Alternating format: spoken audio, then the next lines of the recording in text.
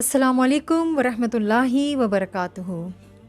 Today we are going to start a story book with you. اور یہ story بک جو ہے یہ ہم نے تاریخی اوراق میں سے لی ہے. سو بیسیکلی یہاں پر جو سیکھنے کی باتیں ہیں وہ یہ ہوں گی کہ آج کی امت مسلمہ کیوں اتنی ترقی پذیر ہو گئی ہے اور ان کے اندر اتنی سستی کاہلی کیوں آ گئی ہے اور اس کا حل کیا ہے. اور ہمارے جو بڑے علماء تھے، جو ہمارے لیڈر تھے، جو ہمارے بادشاہ تھے، تاریخ میں انہوں نے ایسے کون سے کام انجام دیے تھے جس کی وجہ سے دنیا میں اسلام کا چرچا تھا اور مسلمان وہ قوم تھی کہ جہاں پر مسلمان چلے جاتے تھے وہاں پر یہ تصور کیا جاتا تھا کہ علم عام ہوگا اور ترقی اور خوشحالی ہوگی. So we are going to start the book اوراق تاریخ. اور اس کا جو چیپٹر میں آپ کے ساتھ شیئر کرنے والی ہوں اس کا نام ہے جب یہ نوبت آ جائے. تو کہانی کا آغاز کس طرح سے ہوتا ہے؟ انگلستان کا جو بادشاہ تھا رچرڈ دا فرسٹ 1157 عیسوی سے لے کر 1199 عیسوی تک اس نے تیسری صلیبی جنگ لڑی اور ایک بہت بڑی فوج کو لے کر وہ شاہ مصر صلاح الدین ایوبی ان کے ساتھ اس نے مقابلہ کیا. رچرڈ کی جو فوج تھی اس کے جو چرچے تھے وہ بہت زیادہ تھے، بہت مشہور تھے، اور مسلمانوں کی فوج میں بہت پست ہمتی کے آثار پیدا ہو گئے صرف یہ سن کے کہ رچرڈ کی فوج جو ہے وہ بہت ہی زیادہ اسٹرانگ ہے.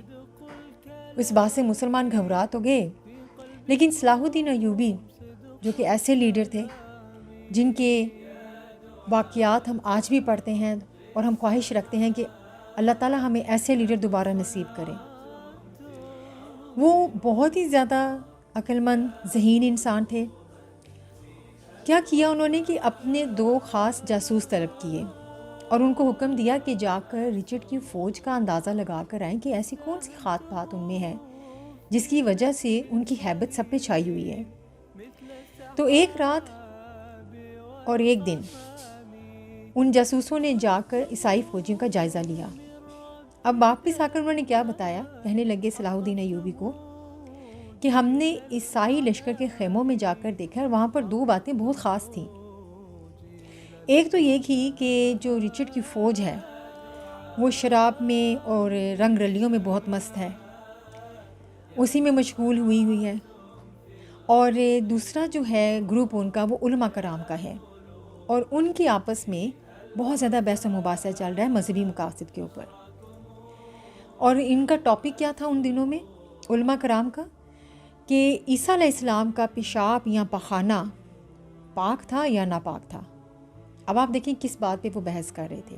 بہرحال صلاح الدین ایوبی جب انہوں نے یہ باتیں سنی تو انہوں نے اپنے فوجی افسروں کو بلایا اور ان کے سامنے تقریر کی اور ان سے یہ کہا کہ خدا کی قسم عیسائی فوج رسوا ہو کر رہے گی.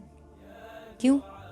کیونکہ انہوں نے کہا کہ 2 باتیں جو ہم نے وہاں نوٹ کی ہیں وہ یہ ہیں کہ جس قوم کا یہ حال ہو جائے کہ ان کے لیڈر عیش و عشرت میں پھنس جائیں اور ان کا جو مذہبی جو طبقہ ہے وہ اپنے پیشواؤں کی فضیلت پر بحث و مباحثہ میں مشغول ہو جائے، تو پھر وہاں پر یہی انجام ہوتا ہے کہ اس قوم کو شکست ہو جاتی ہے. اب ویسے تو ان کا جو جاہ و جلال تھا، ان کی جو فوج کی جو تعداد تھی اور ان کے جو ویپنز تھے اس کی تو بہت مشہوری تھی، اس کی وجہ سے تو مسلمان گھبرا گئے. لیکن صلاح الدین ایوبی نے بیسیکلی ان کے کردار کا جائزہ لیا اور کردار کا جائزہ لیتے ہی ان کو یہ معلوم ہوا کہ یہ تو صرف ایک شعور ہی پڑا ہوا ہے کہ وہ بہت طاقتور ہیں، لیکن حقیقت میں ان کے کردار میں وہ باتیں آ چکی ہیں جو کسی بھی قوم کی ترقی کی ضمانت نہیں ہو سکتی. تو یہاں پر صلاح الدین ایوبی کی قیادت میں ان کی فوج آگے بڑھی اور عیسائی فوج سے انہوں نے اتنا سخت مقابلہ کیا صرف اپنے ذہن میں یہ بات رکھتے ہوئے کہ وہ نافرمان قوم ہے، عیش و عشرت میں پھنسی ہوئی ہے اور علماء کرام صرف فضول باتوں کے اوپر بحث و مباحثہ کر رہے ہیں. ایسا انہوں نے ان کے ساتھ مقابلہ کیا کہ عیسائی قوم شکست کھا کر بھاگ گئی. تو یاد رکھیے کہ کسی بھی قوم کے زوال اور کمزور ہونے کی علامات میں سے یہ خاص پہچان ہے کہ اس کے مذہبی رہنما فضول مذہبی باتوں پر بحث شروع کر دیں اور ان کے جو دنیاوی لیڈر ہیں وہ عیش و عشرت میں پھنس جائیں۔ تو اسی سے ہمیں پتہ چلتا ہے کہ آج امت مسلمہ کی ناکامی کی وجہ کیا ہے، چاہے وہ اپنے ملکی سطح پر ہو یا پھر وہ انٹرنیشنل لیول پہ ہو، لیکن وجوہات میں سب سے اہم وجہ یہی ہے کہ ہمارے لیڈر جو ہیں وہ عیش و عشرت کی زندگی گزار رہے ہیں۔ ان کے پاس زندگی کا مقصد کچھ بھی نہیں ہے سوائے اس کے کہ اس دنیا میں ہم جتنا عیش کر سکتے ہیں، جتنا اقتدار لے سکتے ہیں، جتنا مال بنا سکتے ہیں، جتنا نام کما سکتے ہیں۔ اور ہمارے علماء کرام کو اگر دیکھا جائے تو بہت چھوٹی چھوٹی باتوں پر لوگ بحث مباحثہ میں پڑے ہوئے ہیں کہ فلاں نے اس حدیث کا معنی یہ کیوں نکالا اور فلاں نے اس آیت کا معنی یہ کیوں نکالا، حالانکہ عمل کی بات کیا ہے اس کے اوپر کوئی بھی توجہ نہیں دیتا۔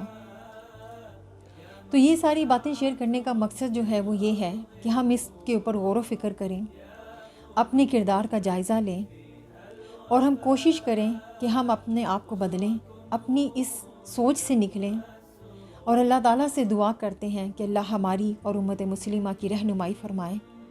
اور انڈیویجول لیول کے اوپر جب ہر انسان اپنے اپنے کردار کا جائزہ لے اور اپنے کردار کو بدلنے کی کوشش کرے تو تبدیلی اسی صورت میں آ سکتی ہے۔ اللہ تعالیٰ آپ سب کا حامی و ناصر ہو۔